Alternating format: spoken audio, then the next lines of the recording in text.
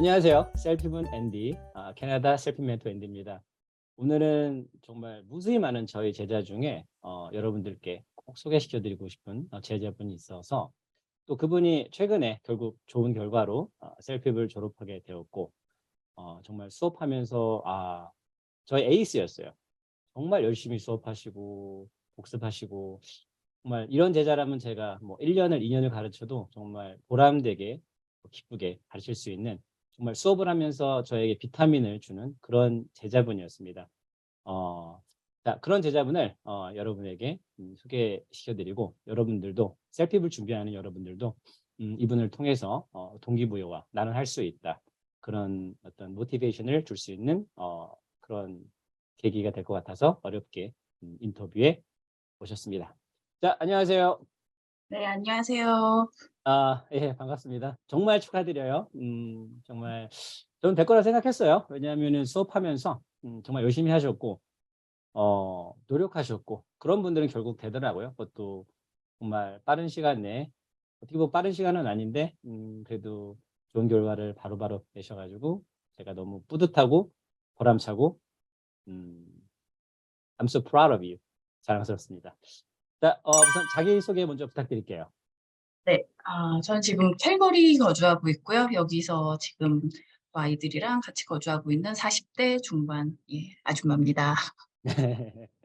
예. 그러니까 쉽지가 않죠. 특히 제가 알기로는 지금 기러기 생활을 하시고 아이들 돌보시면서 일도 하시면서 공부도 하시고 또 멍멍이도 있고 정말 에너지 넘치는 그런 분이라고 저 생각을 해요. 에너지가 넘치지 않는다면은 이렇게 공부하시면서 다른 일까지 하시기 쉽지 않은데 정말 대단합니다.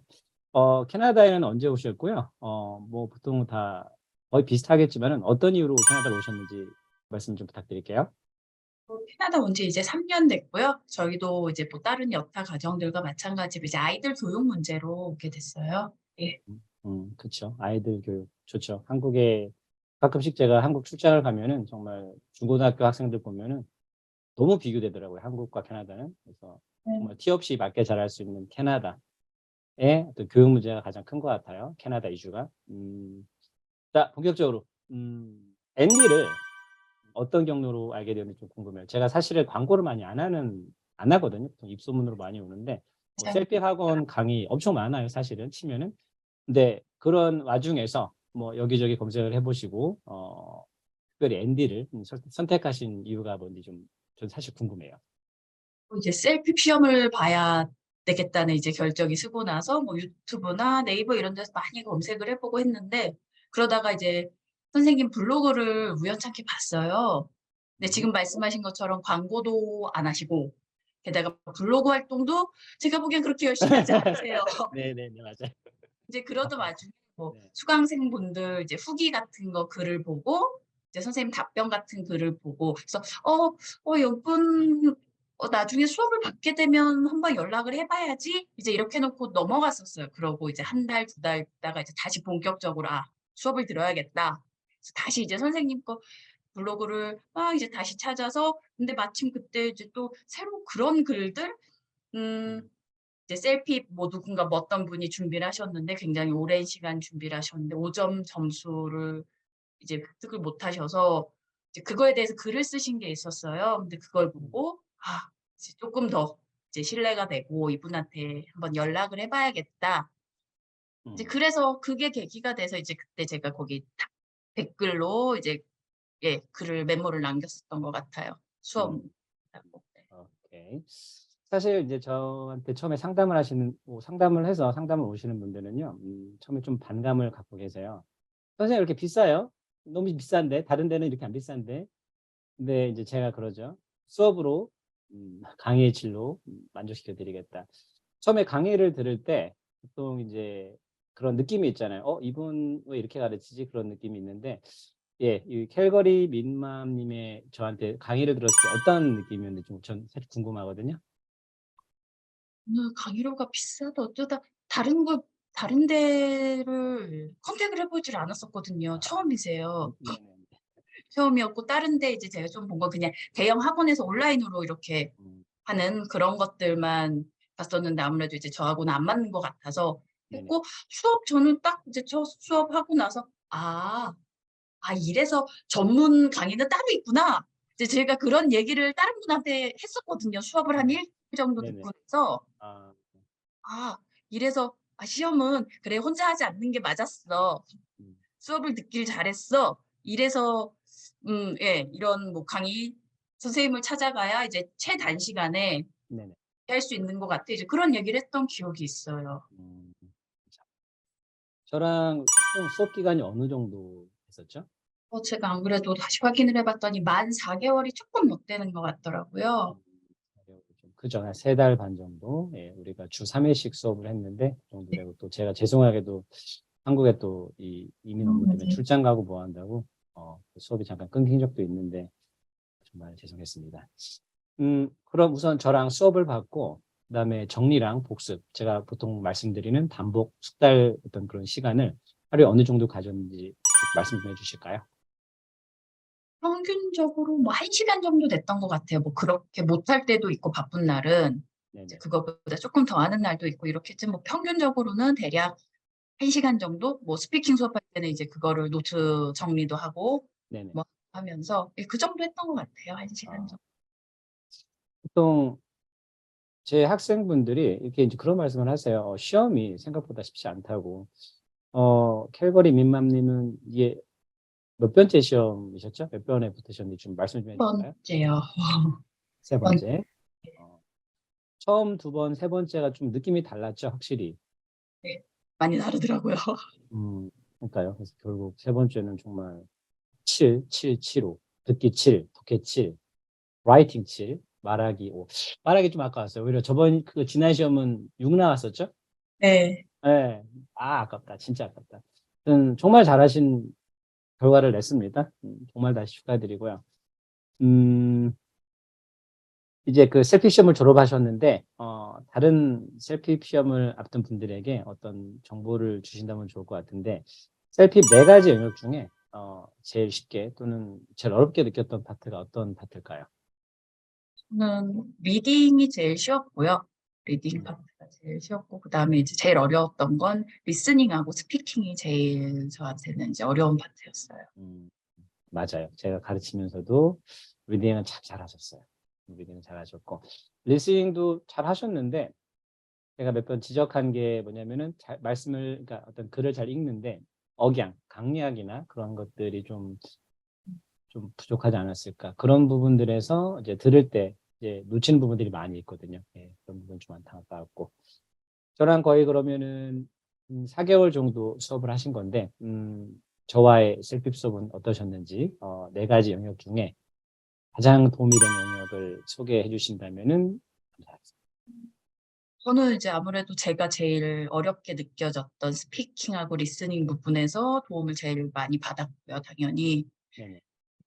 그래서 이제 리스닝도 선생님 말씀해 주신 이제 수업 시간에 계속 강조해서 해주시는 것처럼 뭐 포인트를 잡아서 듣는 것, 어느 포인트에서 조금 더 이제 집중해서 들어야 하는지, 이제 제가 처음부터 끝까지를 다 풀로 들을 수 없는 상황이다 보니 이제 그런 부분이 실질적으로는 제일 도움이 많이 됐고요.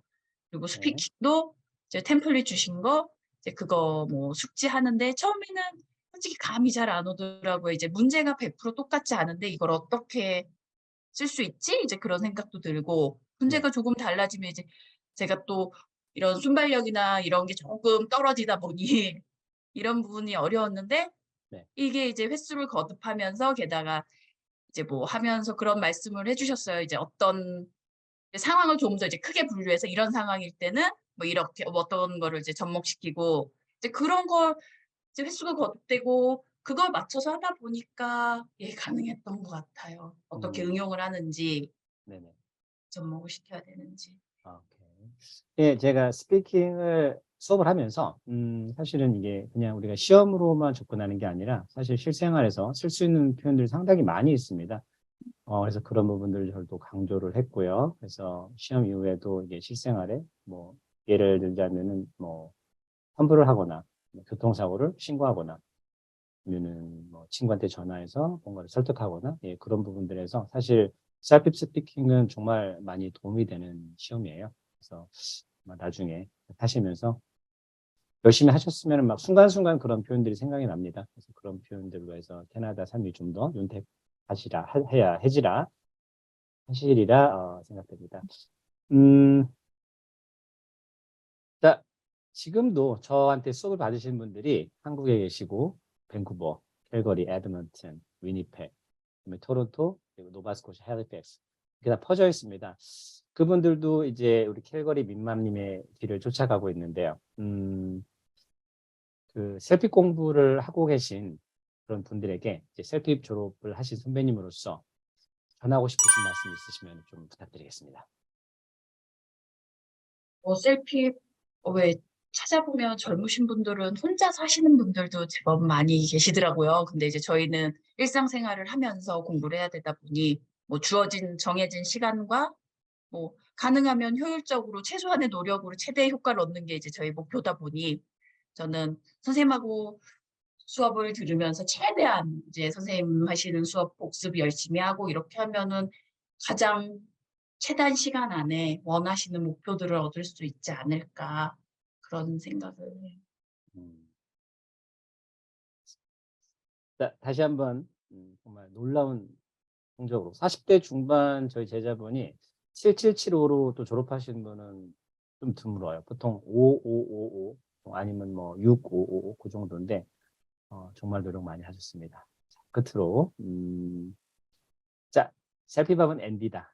앤디의 수업의 장점 몇 마디만 부탁드리겠습니다. 정확히 셀피의 특징을 파악하고 계신 것 같았어요.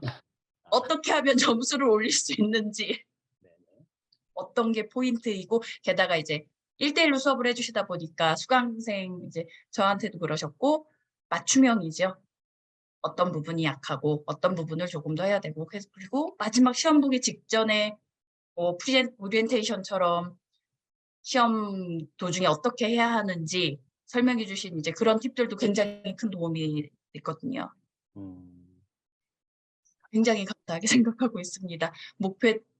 제가 생각했던 시간보다 저는 네. 그것보다 이제 짧은 시간 안에 결과가 나왔다고 생각이 들어서 아이고, 감사합니다. 그러니까 처음 시험 보시고 또 결과가 좋지 않게 나와서 또 두 번째 시험 보시고 그리고 사실은 살짝 좌절하셨잖아요. 그래서 제가 격려를 하면서 보시라고 된다.